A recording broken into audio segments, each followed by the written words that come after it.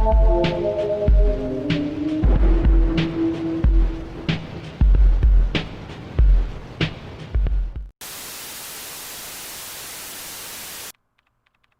just making sure all the doodads are all correct. I had to go get another water bottle because my my other one was starting to get empty.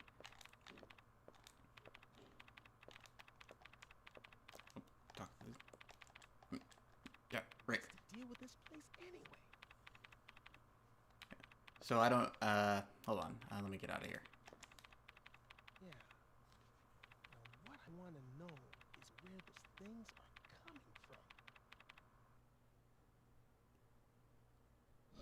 One of the I wanted to. I like always bringing this up, but one of the one of the interesting things about or one of the humorous facts about the voice acting in this game is that Rick, our computer expert, whom we just left, he is voiced by Richard Yearwood, who is also the voice of Donkey Kong in the original, or in the old computer animated Donkey Kong Country series.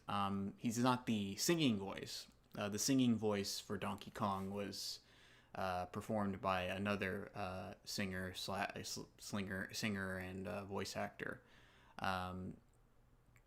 But like I forgot his name, but the Donkey Kong singer is like a Canadian gospel singer.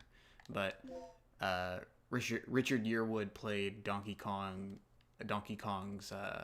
normal speaking voice, and you can kind of hear it if you listen closely. Obviously, his voice for Rick is a little more of his natural voice. Over here, what do we got? Oh, here.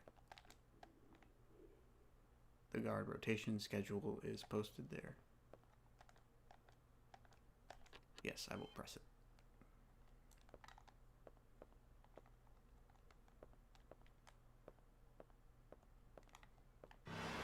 Bum bum bum.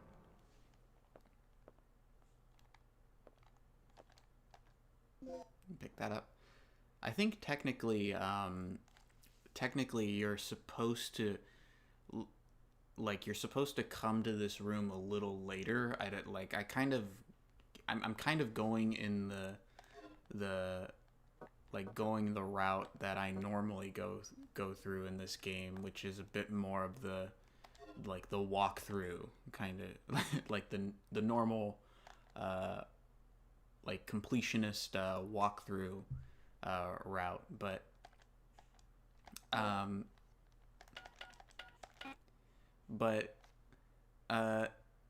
normally I think you would the game kind of is expecting the new player to go a different route, so we've sort of picked up a key item probably a little earlier than the game developers are expecting the average newbie to pick it up. Will you read the email?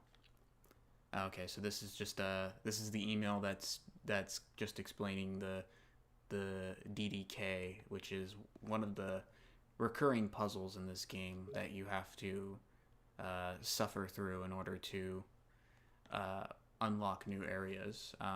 We picked up an input disk earlier, so we have to find the code disk of the same number and then find the lock that both the code disk and the input disk go into, and then we solve a little puzzle and we open up a new area.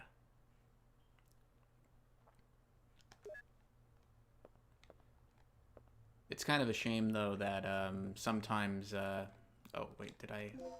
Yeah, here we go. I thought I was so that's the plug that you need to open the emergency boxes.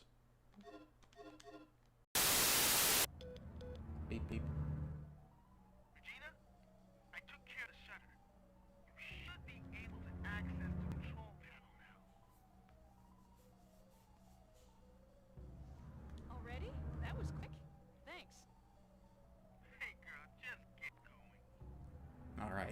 this is the fun part here. So there's a raptor right in this room that aggroes you as soon as that call finishes. Sometimes that call would come in at a different point, but it came in right here because we went the particular a different route. So one thing we can do is we can sit here and waste parabellum rounds on him as he stupidly runs into the laser gate.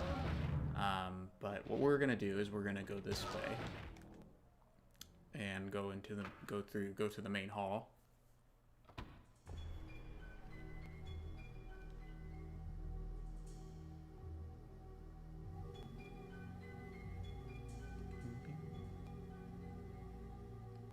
So, as you can see, there's a lot of dithering going on here.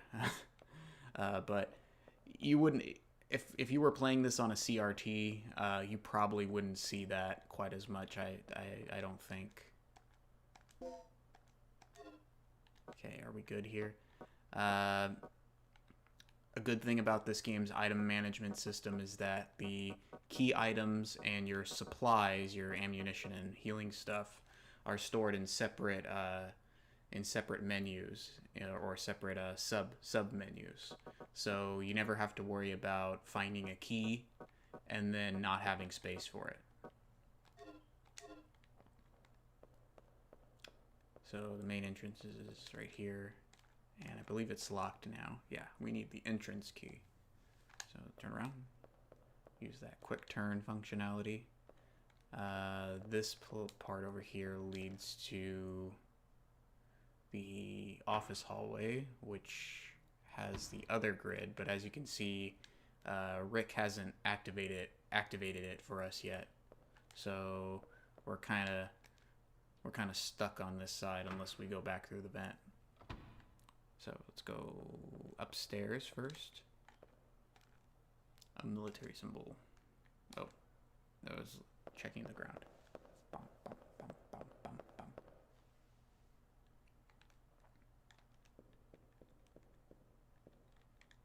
So go ahead and push this for a secret item. Not too secret, but you get the idea.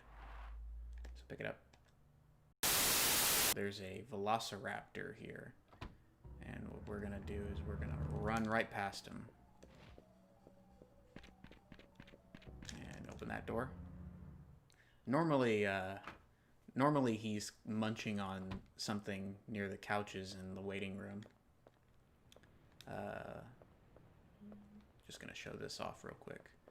This is another fun use of the 3D camera that this game has, which it has a lot of similarities to the camera work that you would see in Resident Evil Code Veronica, which would come out just a year after this game came out.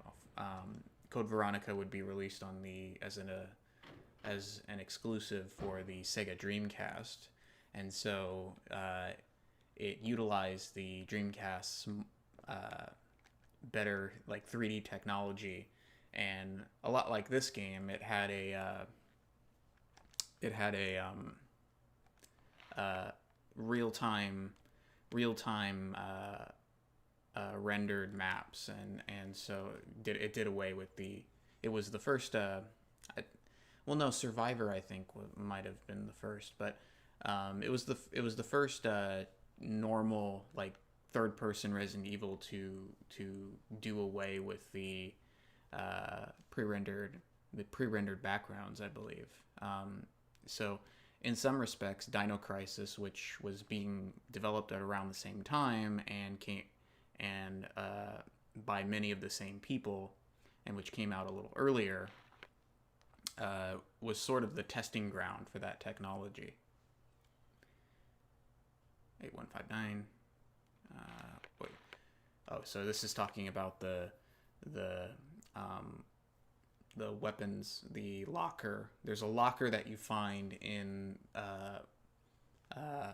the employee lounge, which we just ran past actually when we were trying to get away from that big raptor that was sleeping in the waiting room. And right here, it's just kind of telling you how the first round, because the DDK system switches itself up as you progress. The puzzles get a little different, so this is just telling you how the like the first series of puzzles works. Unlike Resident Evil, there's no folder that you can. There's no menu where you can look at the files that you've read. You just have to kind of, if you read a file that gives you a code, you just have to memorize it. So the trade-off there is that there's a little more challenge because you have to remember things, but it would have been nice to keep be able to look back on some of the story pieces. So we're gonna go ahead and we're gonna get rid of this guy.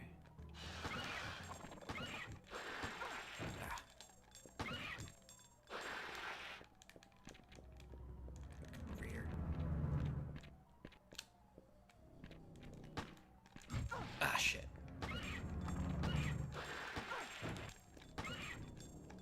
You kind of have to try to get a critical shot on these guys. The key is like when they squeal. It's a little easier to do it with when you have auto aim on your side, but when you don't, you kind of have to. You've gotten a critical hit when they're shrieking. So you just kind of have to like maneuver. If you're gonna fight them, you have to, and you're using the pistol. You just kind of have to. You kind of have to maneuver around them and just try to get those critical shots. Ah. Oh shit.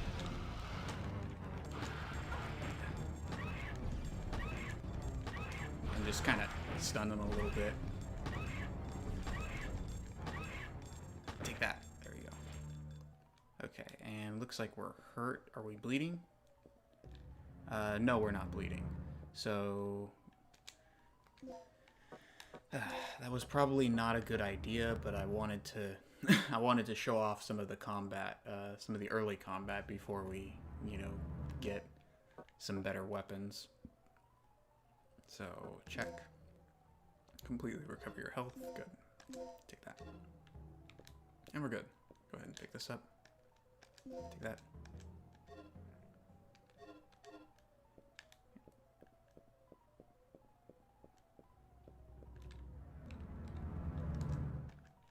And this document here, this just tells you how to mix things if you haven't already figured it out yourself by experimenting. So you got recovery aid, anesthetic aid, intensifier, and multiplier. They all come together, but you mix them with either a dart, or you mix them together, or you mix them with either a dart or a medical pack of some kind, and you can kind of create different stuff. Like you can turn a small tranquilizer dart into a more powerful medium tranquilizer dart by using either an anesthetic aid or an intensifier, or you can mix an anesthetic aid with a smaller med pack and make a better med pack. And if you hoard some of your mixing items, you can also create create the ultimate healing item, which is a resuscitation pack. But you can also create poison darts, which is the top thing that you can mix as far as weapon items goes. And the poison darts kill dinosaurs of pretty much any size in one hit. Normally the tranquilizer darts are there to put the dinosaurs to sleep so you can run past them, and They are varying strengths because the idea is that you want to mix more effective tranquilizer darts that will keep the dinosaurs asleep for longer so they don't wake up on you. You can remodel the clock. So over here, here's what we do. We equip that, and now we have a handgun custom. We have a Glock.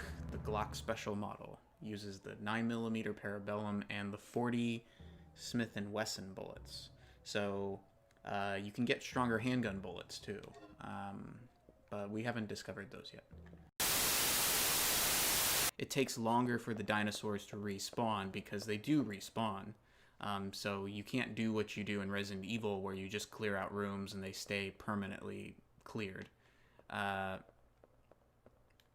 You have to, you can kill them, but they're going to come back eventually. So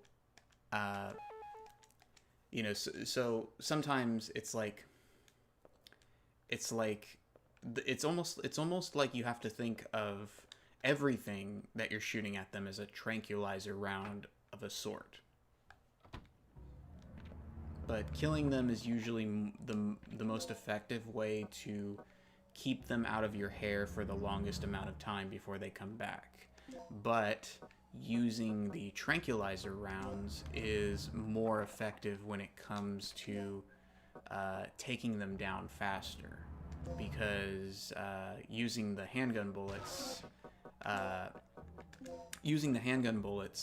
or the shotgun bullets or even the grenades. I mean, the grenades are a whole different thing, but using the shotgun bullets or the handgun bullets, you can kill them, but it's a little more time consuming.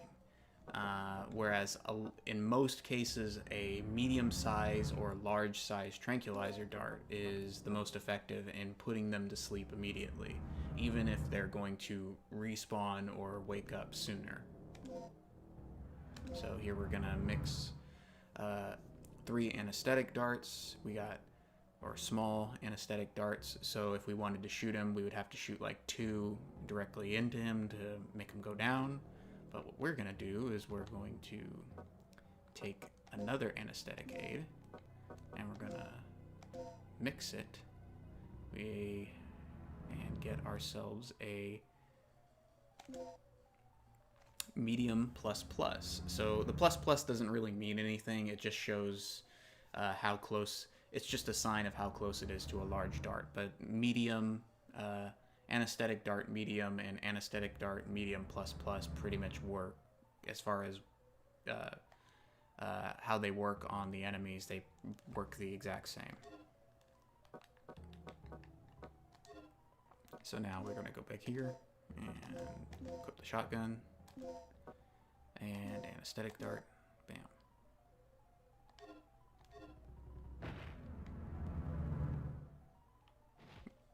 Okay, come on. Alright, so now you just want to wait for him to get up. There you go.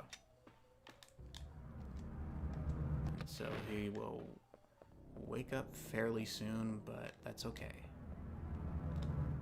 Oh, nothing here. Now, if you don't put him to sleep and you run past him, then he knocks on the door right here, and he'll break he'll break right through. But I was thinking about showing that because it was something that appeared in all the TV spots and the trailers and stuff. But I decided to just forget it. We're just gonna avoid that nonsense, because then I would have to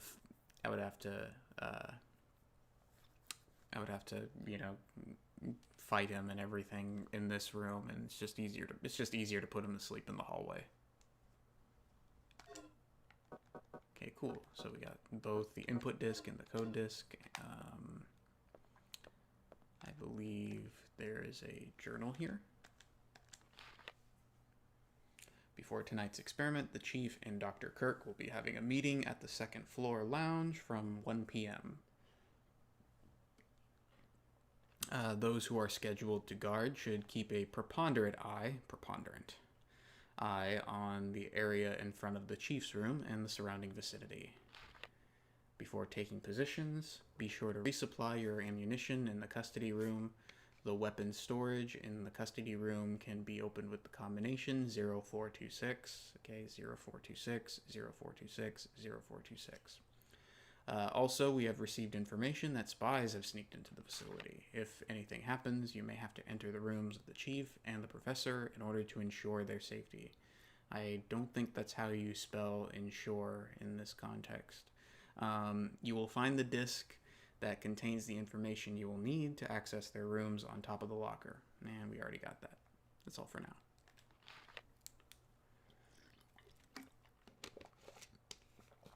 But yeah, we sort of saw it earlier in the employee lounge. Well, you didn't really see it, but you heard it. The raptor that was in the waiting room broke through the door and came at us after we defeated the first raptor that was hanging out in the lounge. So they do that, and that's why the opening thing with the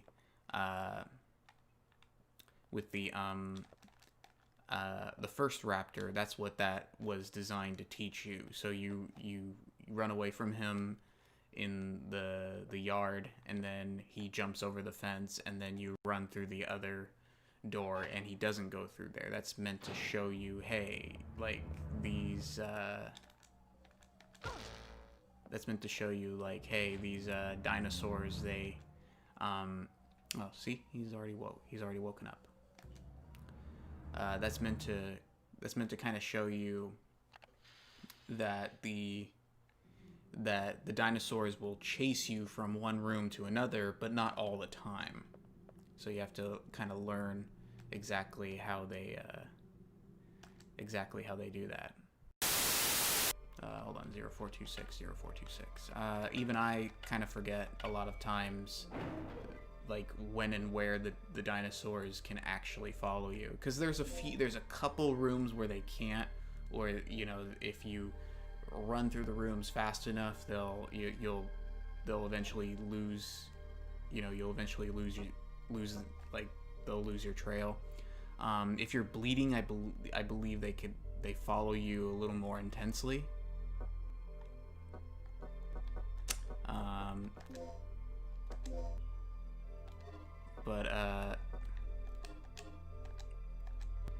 But yeah, that's pretty much like what you have to kind of learn. You basically, for the most part, you don't really defeat the dinosaurs. The idea is that the dinosaurs are more of an obstacle. So you have to think of them not as enemies to destroy, but something to kind of maneuver around. And so what's the best way to do that? Are you going to like stand from behind a laser grid and start, pot-shotting them until they go down, and that way you have like a certain, like the highest number of minutes before they come back, or before another one replaces the one you just killed?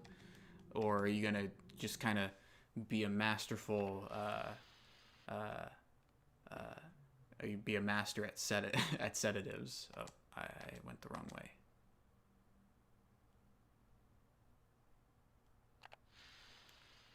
For my part, I prefer the approach of using the sedatives. So a lot of times, I forgo the use of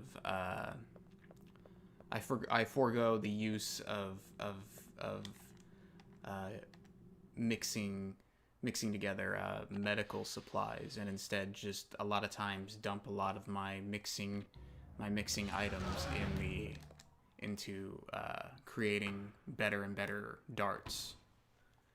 So that way I can just shoot them once and run past them. But another cool technique is letting them hit the laser grids and then just running past them as they're getting up off the ground. As long as most of the time, as long as you have that, you keep that like 3-second window open when they're shaking off the laser, being stunned by the laser grid.